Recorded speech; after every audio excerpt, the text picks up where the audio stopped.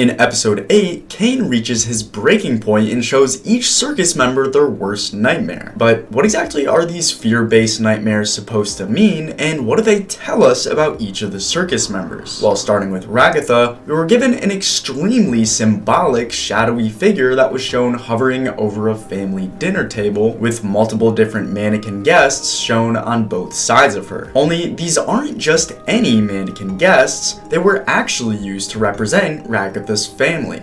But how do we know this? Well, we actually heard Ragatha talk about her real-life family in one of the previous episodes, episode 5, which revealed a few key details that stuck out about them. For starters, Ragatha's family was described as a relatively big one, matching together the fact that there were many different mannequins seated at the table next to her, but even more importantly, we also hear her describe her mom as a very mean person, someone who used to yell at Ragatha very often growing up and was described by Ragatha specifically as a lot. We even see how Ragatha shuts down in episode 5 after mentioning her mom in the first place, almost like the truth about her relationship with her mom is too much for her to share with anyone. A relationship that is perfectly symbolized by the dark, shadowy figure shown to us in Ragatha's worst nightmare. This figure is clearly meant to represent Ragatha's mom. But how do we know for sure? Well, after the shadowy figure pops up in the nightmare, we see it start to antagonize Ragatha for seemingly no reason, perfectly matching the description of her mother Ragatha gave us earlier on. On top of this, the shadowy figure looks almost identical to Ragatha, showing how whoever this figure is, it's meant to be connected to her in some big way. Assuming the figure is Ragatha's mom would perfectly explain this connection. On top of this, we also saw how the mannequins used to represent Ragatha's family members also had weapons in them, showing how Ragatha's mom essentially yelled and antagonized Ragatha's whole family,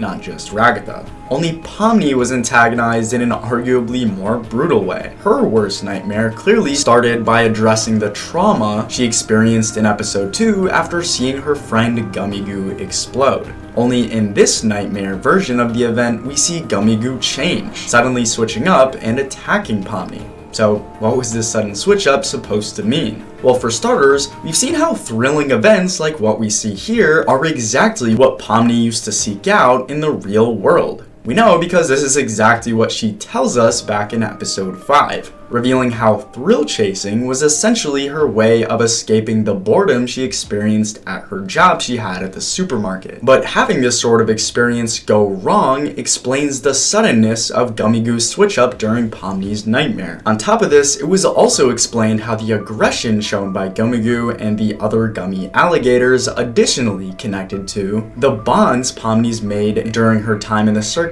turning aggressive and disappearing, which not only lines up with what we saw with Gummy Goo back in episode 2, but also with Jax. We saw Jax and Pomni grow a lot closer, particularly in episode 6, only we also saw in this episode how the connection the two had formed very suddenly disappeared and turned aggressive, an order of events that perfectly lines up with what Pomni experiences as her biggest fear in episode 8. She fears the connection she makes suddenly fading. Only in Zubble's case, something else is fading. You see, in their nightmare, we saw how they were essentially being dragged down by their own interchangeable parts. The parts from their special Zubble box they typically changed throughout previous episodes. Only there was a particular detail Zubble revealed about this box back in episode 3 that explained why their extra parts from this box returned in their nightmare. You see, in this earlier episode, Zubble revealed how they didn't fully feel happy with their body in the digital circus. It had been affecting them to the point of skipping out on multiple past adventures, and Kane's only solution for this problem was presented as the Zubble box. The opportunity for Zubble to change their parts in order to finally find the body they felt the most comfortable in, Zubble's biggest desire, explaining how their biggest fear shown to us in episode 8 would essentially be the exact opposite of this. The concept of Zubble never finding their perfect body, to the point of being drowned with endless possibilities only to still be haunted with what they saw in the mirror, additionally explaining why Zubble's worst nightmare also included multiple multiple mirrors. Only what Gangle's nightmare included was much crazier. For starters, we saw Gangle's biggest fear introduced as something connected to her emotions. The fact that multiple moving emotions were shifted in front of her showed how specifically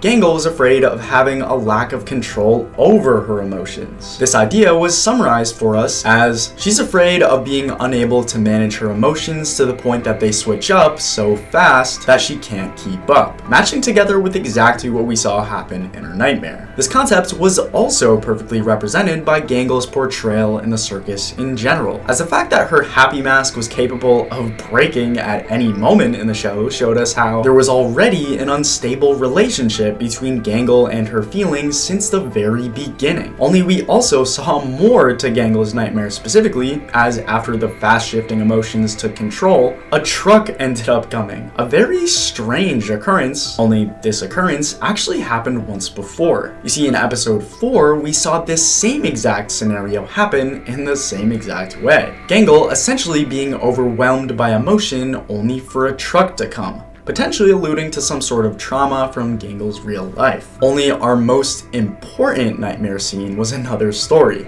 Jax's nightmare. You see, Jax's nightmare started out with a group of people laughing at him, only the scene quickly progressed to show Jax's past friends in the digital circus, Kaufmo, Ribbit, and Pomni, essentially peel back his layers just to laugh at him. We see Jax quick to cover up here, embarrassed at feeling exposed, while Jax's friends do nothing but continue to laugh. So what was this all meant to tell us? Well, we know that with the trend Jax has shown in the past few episodes, it's clear that his biggest fear was being vulnerable and opening up to the people he cares about. Jax is scared of being his true self, as we specifically see the moments where instead of being vulnerable and building a closer connection with Pomni, he purposefully pushes her away, putting on a sort of emotional mask to distance himself instead. And we see this same symbolic mask essentially being taken off his body in Jax's nightmare before Jax starts trying to hide himself in embarrassment. Jax is clearly afraid of being seen without this mask because his biggest fear is that when he fully takes it off, essentially being his true self around those he cares about, he will get laughed at and rejected. This explains why he acts so cold around Pomni in certain moments, while still showing a sort of hidden care for her as well as his old friends, Kaufmo and Ribbit. Only there was also a sort of bonus nightmare scenario that was additionally brought up in episode 8. The truth about Scratch in the digital circus. As we saw from the new episode 8 flashback scene, how Scratch was originally meant to be very important in the digital circus. Only besides the few details we were given about Scratch later in the episode, his true importance in the show was more of a mystery. What was Scratch's true backstory? Well, it turns out we were actually given early clues towards this backstory early that were hidden in plain sight. Back in episode 7, fans of the digital circus were able to uncover an Easter egg related to Scratch and his backstory from the Chinese room scene in the episode.